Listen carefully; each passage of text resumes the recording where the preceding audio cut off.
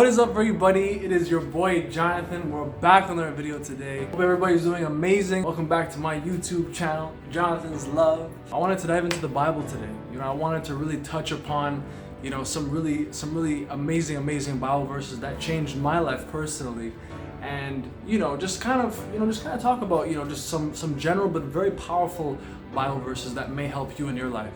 One of the Bible verses that have always intrigued me, I wanted to start off with is Matthew chapter 7 verse 7. It's that famous one, right? Ask and it shall be given, seek and ye shall find, knock and it shall be opened unto you. For whosoever asketh receiveth, and he that seeketh findeth, and to him that knocketh it shall be opened. Honestly, I do like think about this one sometimes. I battle with it sometimes, try to overanalyze it. But what I think I've come to understand at this point in my journey, in my spiritual journey, in my Christian journey, you could call it so many different things. What I've come to understand is that, you can have whatever it is that you want, and as long as you have to ask God for it, you have to ask Him, and you have to continue to ask Him in hard times, or even in good times. Like when you're praying to God, you have to present your requests to God, and you have to make it known to Him, right? And I feel like even though we do ask God for what it is that we desire, I feel like God also knows what we want, and yet not only does He want to give us what we want, but He wants to give us more of what it is that we desire. He wants to give us extra. He wants to give us more. Because I think that's the hardest part.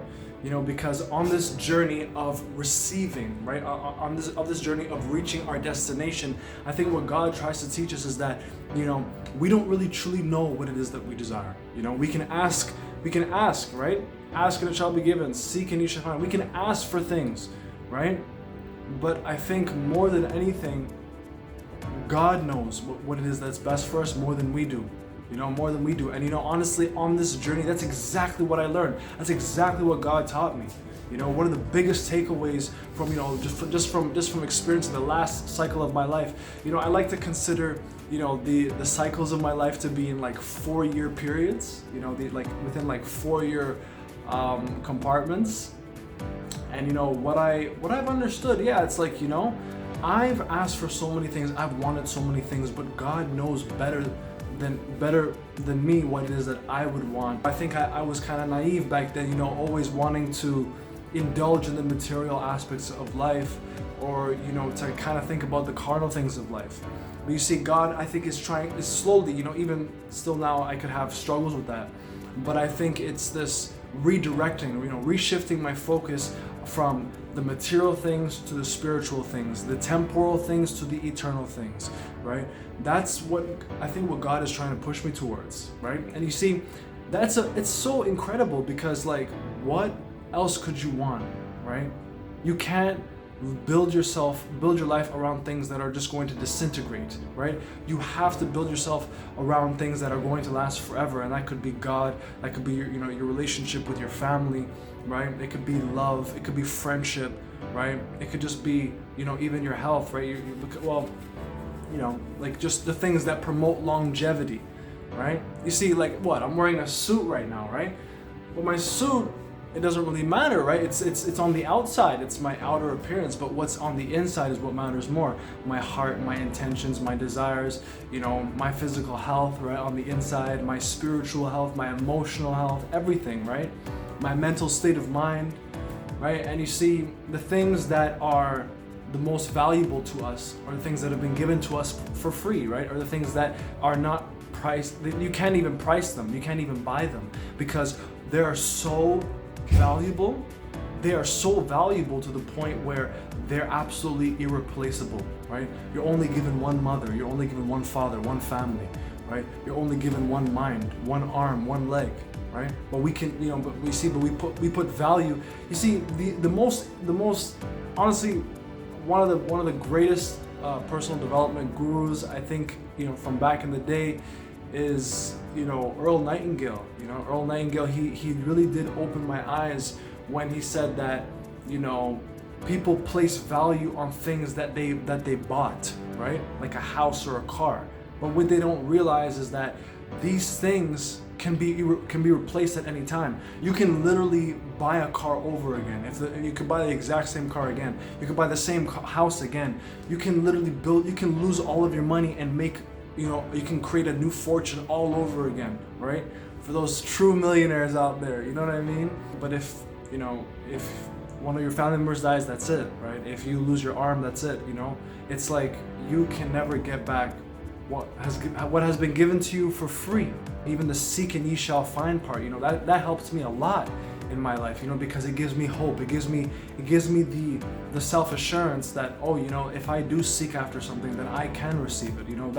That could end up becoming my destiny, maybe, right? Like, that's whatever it is that you're always interested in, the things that are oblivious to you that you want to know more about, right? You walking into a cave that is that out of curiosity, right? You're going into that dark cave, not knowing what you can find, but because whatever it is that you're seeking for, right? Whatever it is that you do, that ends up becoming the path that you take, and that ends up becoming whatever you basically write your own destiny at that point, right?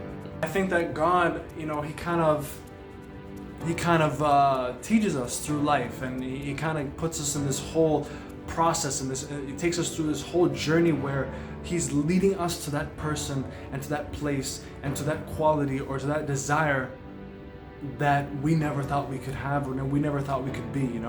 God wants us to be that person. God wants to show us. You see, I really truly believe, like, my goodness. Honestly, one last thing I wanted to mention too is that when that verse, ask and it shall be given, seek and you shall find, what I've understood about that as well is that I feel like whenever it is that we want something, whenever it is that we desire for something, whenever that happens, I feel like most of the time we are desiring things that we never thought we could have, right? We're desiring to become the people that we never thought we could be, right? The people that we see as, God-like, or completely just, mesmerizing to the point where it's absolutely impossible for me to become like them. Right? They're like my hero. They're my that role model figure. What you saw in a magazine, what you saw on stage, what you saw in a movie, all of that is gonna be what you're meant to become. And I think that God, he chooses the people that never thought they can do it to become those people, right? The people that are the most humble, the people that display the most amount of meekness in their character, are the people that are going to be exalted more than anything, right? And it connects us back to that verse in the Bible as well, right? It says, humble thyself and ye shall be exalted, right? But if you exalt it to yourself, if you put yourself on a pedestal, then God will abase you, right? And that's and it really connects us back to that story of Moses. It's one of my favorite stories because it really does explain that, and it really gives us a real life example of that. It shows us that someone like Moses, who was so meek, who was so humble in all of his ways, was able to lead millions and millions of people.